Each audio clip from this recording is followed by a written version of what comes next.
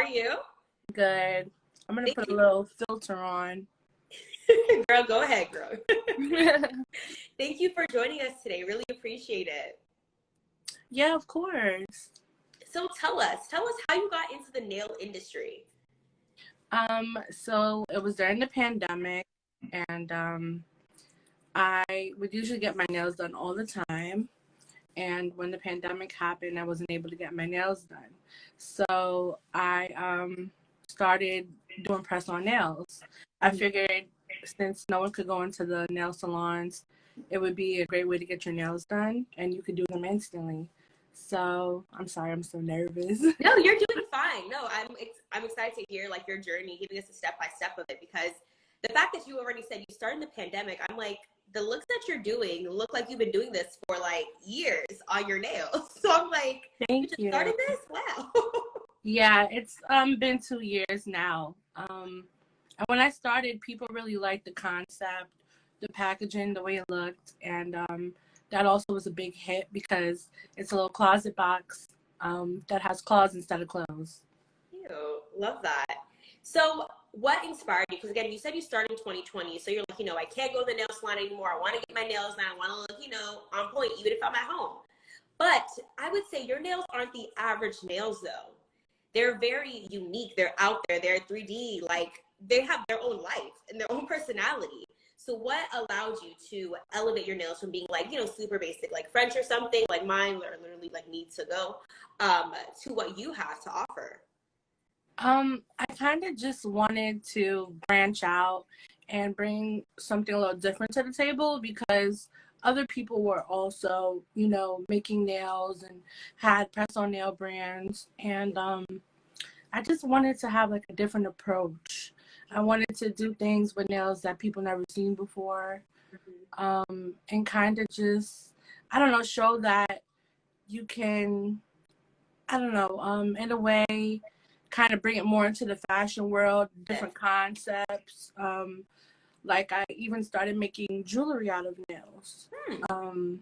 So that was a different way of showcasing nails, but as art.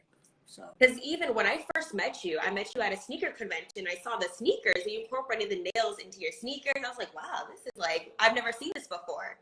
So it shows that you always had this, would you say you always had this creative like passion within your heart? Because like this artistry doesn't just come natural to you to like put these things together, just kind of make it happen. yeah, I actually, the reason why I did that was because I actually really love sneakers, but I'm not really like a sneaker girl. I just always love, nails and sneakers. Yeah. And I thought, well, how cool would it be to put nails on sneakers?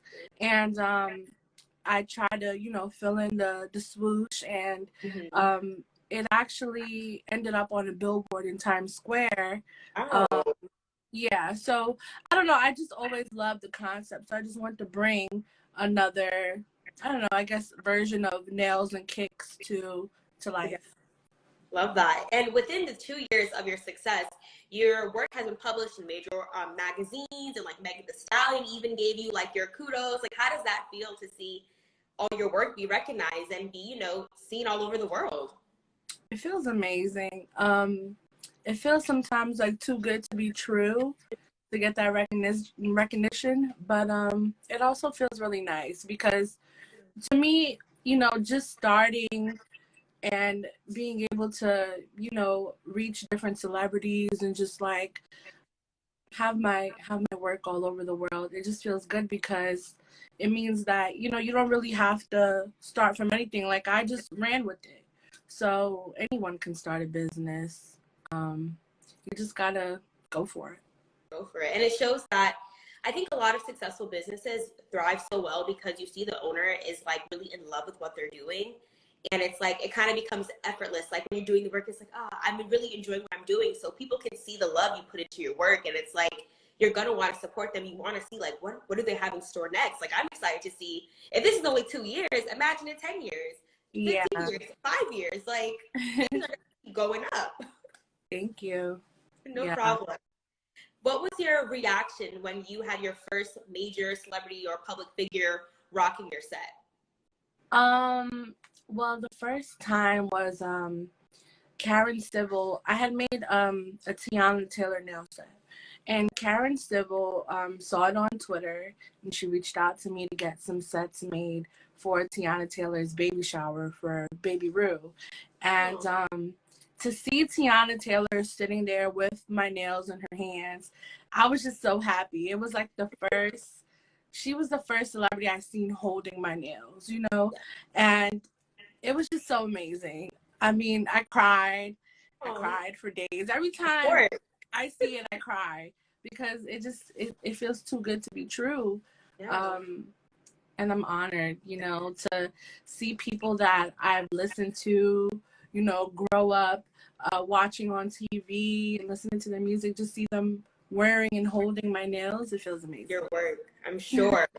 I'm sure I'd be crying too, like, oh wow, they're really wearing it. Like that's my Yeah. work out there that I started 2 years ago in the pandemic as maybe would you say you started out as like a hobby first and now it kind of just Yeah. flourished like an amazing business? Yeah, it started out as a hobby. I definitely didn't know where it would go.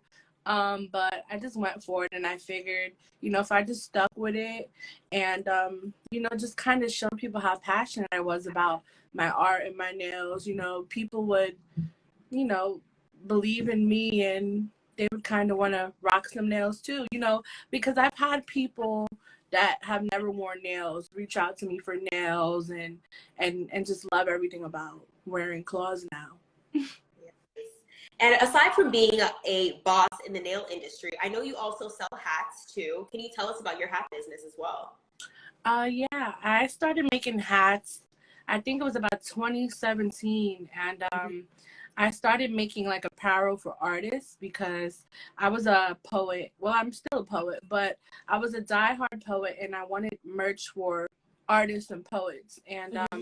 I came up with a Data Poet hat, and it was my first hat I ever made, and then it continued to other artists like data artist, data writer, and I just kept it going. And it kind of slowed down a little bit when I started doing nails, but then I picked it back up, and it's just been going pretty good. Like my most popular hat is my Fat Coochie Energy hat. I don't know if you've seen it. Yes, I have. You Um, definitely have some catchy phrases, and it makes sense with your being a poet. Like you're good with words, so it makes sense why all the hats have such catchy and like memorable phrases. yeah, I try to, put things on hats that people kind of think but don't really say. So Yeah. it's like, it's coming from me. Yeah. You read it and it kind of tells your personality a little bit. Yeah, because again, that's another thing I saw when I first met you. I saw your hat, and I think honestly, the hats caught me first. I was like, oh, okay, okay. And then seeing the sneaker and the nails all together, I was like, wow, she's doing the thing over there. Okay, I definitely got to reach out to her. Thank you. Yeah. Where do you? And Mhm. I'm sorry. Yeah, for No, that event, the sneaker event, I made hats like specifically for, like the event, sneaker yes, related and things like that. nice. Where do you see your brand going next? Again, only fairly new in the industry still, but again, so much potential, so much growth I can see like going and so much success on the way. Where do you see yourself and your brand going next? Honestly, I want to branch out and possibly have a storefront, not online, an actual storefront. I just want to see my business grow, maybe even see my nails in stores. And yeah, that's the goal for now. I just want to see it grow a little more in that aspect to maybe have a storefront or multiple storefronts. Mm-hmm. And then what can you say has been the biggest challenge as an entrepreneur with your nail company, with the hats, with the sneakers? What do you feel like has been the biggest challenge for you? Um, Sometimes it can get hard being an artist because everyone's producing, and sometimes you can put out things and you don't really get any feedback, or you feel like you're not being recognized. So like everyone's hustling right now, which is amazing, but it can also get really overwhelming because sometimes you feel like maybe you're not doing enough. So sometimes staying focused is hard, but I always try to like remind myself that I'm doing good things, amazing things, and just feeding myself with positivity And also manifesting. Manifestation is one of the biggest things. Definitely. I used to kind of be so hard on myself, and then I just started speaking on the things I want, and I'm speaking them into existence. So our words are powerful.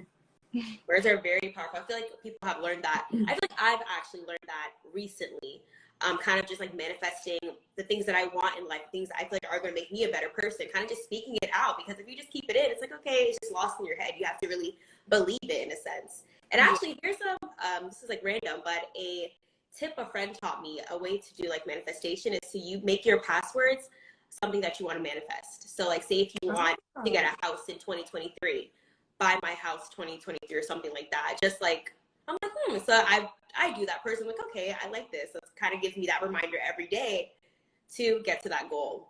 Oh, wow. That's really a good idea because now passwords are so complicated. Girl. And I never remember.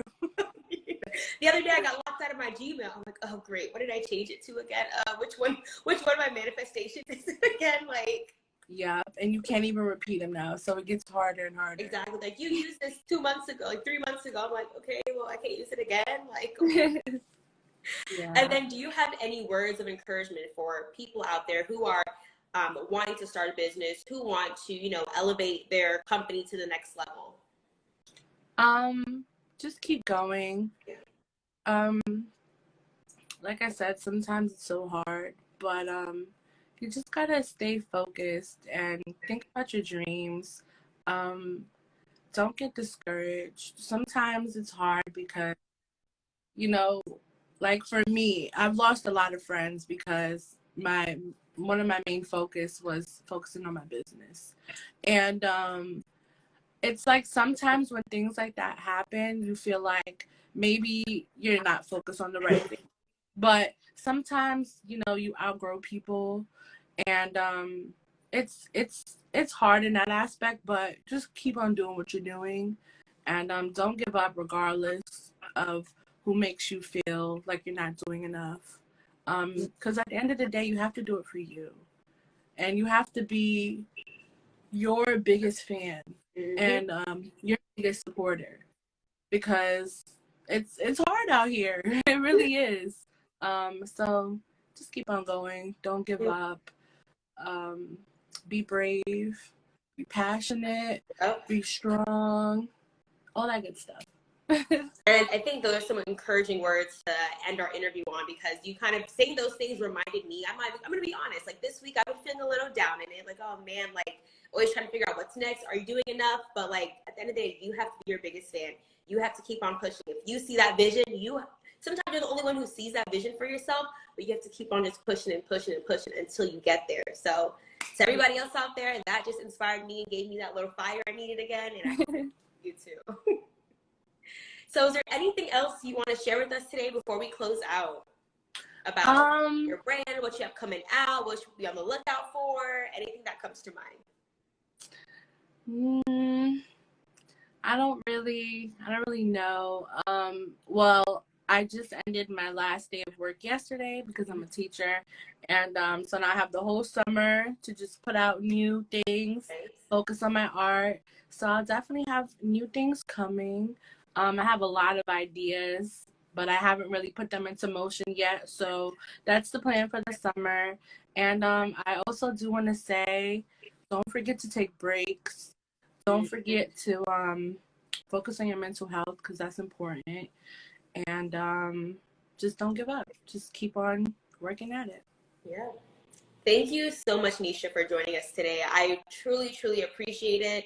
This was so informative, so inspiring to just hear your hustle and your passion for what you're doing. And I thank you so much for joining us today. Thank you so much for everything. I was so nervous. Oh my gosh. And you did good. You did really, really good. Thank you were like calm. You got all your words out. You were detailed with your responses too, which is what I love. I love a detailed answer, because instead I have to, sometimes I gotta be like picking at people, like, come on, give me more. But you gave me. I was stumbling a little bit. You were. If anything, I was stumbling more than you. But thank you again, and enjoy the rest of your week. Enjoy your summer. You too. I'll see you on the gram, girl. Yes, I'm trying to see you. Can't wait to see the next set you have out there. All right. Thank you. Bye. Bye.